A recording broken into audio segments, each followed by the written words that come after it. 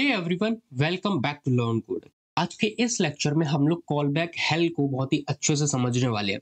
अब hello word सुन के सबसे पहले तो डरना या घबराना नहीं है, क्योंकि ये हेल वो वाला हेल नहीं है।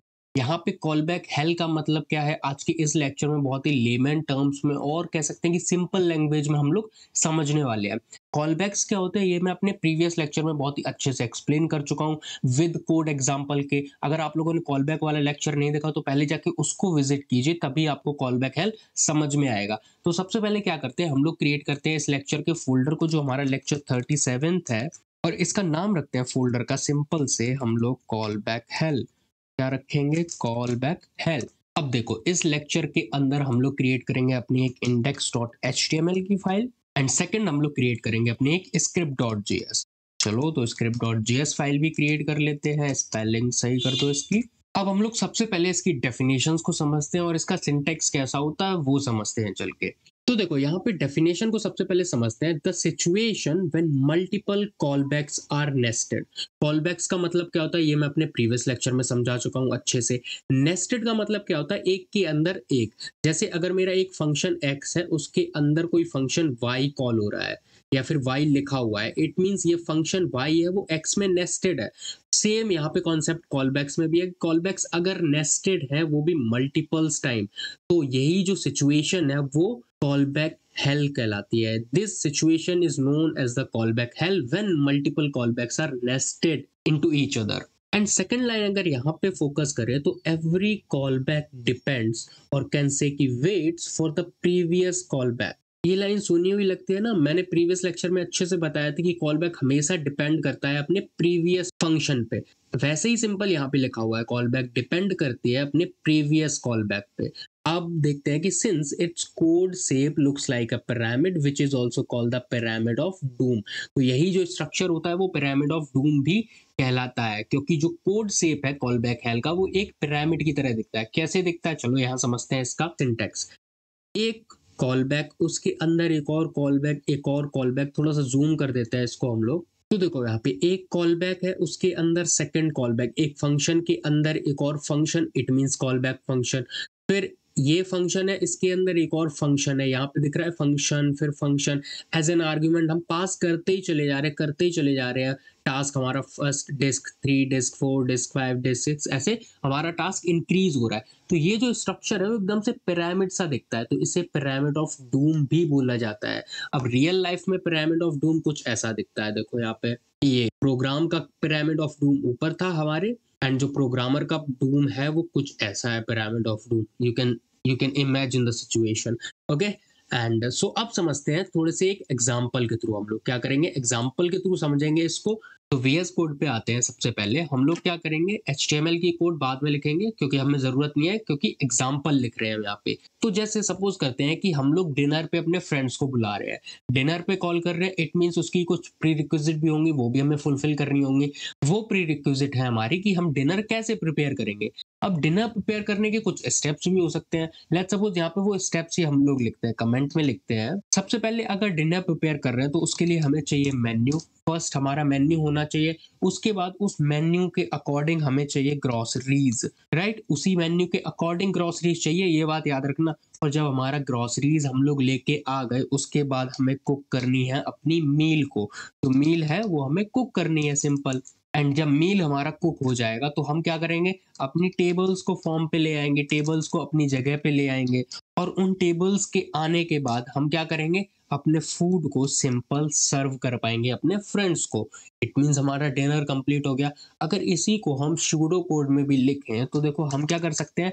सबसे पहले एक मेन्यू नाम का फंक्शन होगा, वो मेन्यू नाम का फंक्शन क्या करेगा, मेन्यू क्रिएट करेगा।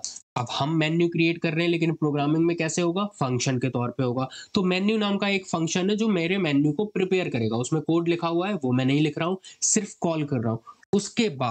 उसके बाद जब मेरा मेन्यू बन जाएगा तब हम क्या करेंगे, ग्रोसरीज को लेके आएंगे, सिंपल सा। तो जब हम ग्रोसरीज को लेके आ गए, अब देखो, ग्रोसरीज तो हम तभी ला सकते हैं जब हमारा मेन्यूज कंप्लीट हो गया। इट मींस मैं ग्रोसरी को as a call back function pass कर सकता हूँ। क्यों? क्योंकि कॉल बैक फंक्शन हमेशा अपने प्रीवियस कॉल बैक का वेट करता है। तो ग्रोसरीज तो वेट कर रहा है मेन्यू का, इट मींस मैं यहाँ पे ग्रोसरीज को कॉल बैक फंक्शन की तरीके से यहाँ पे ट्रीट करूंगा, तो मैं कॉल बैक फंक्शन लगाऊंगा इसमें, और मैं क्या करूंगा, ग्रोसरी को सिंपल पेस्ट कर दूंगा मेन्यू फंक्शन के अंदर। चलो आ जाओ, मेन्यू फंक्शन के अंदर ग्रोसरी आ गई। उसके बाद मेरी ग्रोसरी मेरे पास आ गई। अब ग्रोसरी आने के बाद हमें क्या करना है, मील को कुक करना है। चलो मील को कुक करने का एक और फंक्शन क्रिएट करते हैं। तो क्या करेंगे, कुक नाम का फंक्शन है जो मेरे मील को कुक करेगा। अब जब तक ग्रोसरी नहीं आएगी तब तक मैं कुक नहीं कर पाऊंगा। इट मीन्स मैं इसे भी as a call back function pass कर सकता हूं। तो आ जाओ, मैं कर देता हूं इसे भी as a call back function pass. ठीक है, तो इसे यहां से कट करेंगे और ग्रोसरी के अंदर सिंपल सा पेस्ट। ये हो गया स्ट्रक्चर। अब जब मेरा मील कुक हो चुका है तो हम क्या करेंगे, टेबल्स को लगाएंगे। अब टेबल्स लगाने के लिए सिंपल एक फंक्शन हमने कॉल किया जो मेरी टेबल्स को लगाएगा, और ये टेबल वर्क करेगा कुक हो जाने के बाद। इट मीन्स इसे भी मैं as a call back function pass कर सकता हूँ। ठीक है, मैं इसे भी कॉल बैक फंक्शन पास करता हूँ कुक के अंदर। तो कट करते हैं इसको यहाँ से एंड पेस्ट, सिंपल सा, राइट। अब मेरी जब टेबल्स लग गई उसके बाद मैं क्या करूंगा, सर्व करूंगा अपने फूड को। तो यहाँ पे मैं एक और फंक्शन क्रिएट करता हूँ जो कि होगा सर्व, एंड ये क्या करेगा, फूड को सर्व करेगा। और फूड को सर्व तब करेगा जब मेरी टेबल्स लग चुकी होंगी। इट मीन्स मैं टेबल के अंदर इसे भी as a call back function pass कर सकता हूँ, राइट। तो इसे भी हम उठा के कहाँ कर देंगे pass, call back function as an argument, वो भी मेरे टेबल्स के अंदर। ओके, अब जब हम इसका स्ट्रक्चर देखते हैं थोड़ा सा, अभी तो मेरे 3-4 फंक्शन लिखे हैं। लेट्स सपोज हमारे पास टर्न्स ऑफ कोड है, बहुत सारा स्ट्रक्चर एक साथ आ गया, और अगर यही स्ट्रक्चर मेरा बढ़ता चला जाए कॉल बैक फंक्शन के फॉर्म में, कॉल बैक फंक्शन नेस्टेड होती चली जाए, तो ये एक पिरामिड सा स्ट्रक्चर बना रहा है जिसे हम पिरामिड ऑफ डूम बोलते हैं। इट मीन्स मेरा कोड जो वर्टिकली बढ़ता है लाइन बाय लाइन, वो हॉरिजॉन्टली बढ़ना स्टार्ट कर देगा। एक टाइम आएगा जब मेरा कोड इस स्क्रीन से यहाँ पे निकलता चला जाएगा। तो ये जो सिचुएशन है वो कॉल बैक हेल की होती है। समझ में आया।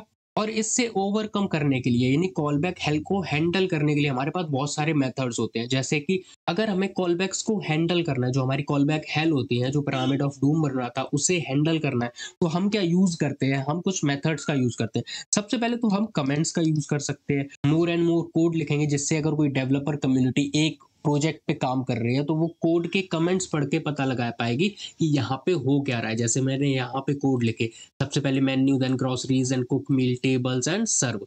अगर ये कोड पढ़ेगा तो उससे कॉम्प्लेक्सिटी होगी, क्योंकि ये जो कोड है, ये जो स्ट्रक्चर है, वो कॉम्प्लेक्सिटी इंक्रीज करती है रीडेबिलिटी में, प्लस कोड मेंटेनेबिलिटी में कॉम्प्लेक्सिटी इंक्रीज करती है, कि हमारा जो कोड है वो मेंटेन करने लायक नहीं रहेगा, हम ज़्यादा कंफ्यूज हो जाएंगे इसमें, हमें कॉम्प्लेक्स लगेगा ये कोड। तो रीडेबिलिटी भी कम हो जाएगी इसकी। सेकंड हम क्या यूज करते हैं, हम यूज करते हैं प्रोमिसेस का, most important topic of JavaScript, asynchronous JavaScript का मोस्ट इंपॉर्टेंट टॉपिक है प्रोमिसेस, जिसे हम अपने अगले लेक्चर्स में कंप्लीट करेंगे। और प्रोमिसेस को इतने अच्छे से एक्सप्लेन करूंगा, कोई कंफ्यूजन उसमें भी नहीं रहेगी। सेकंड हम यूज करते हैं असिंक अवेट कीवर्ड का।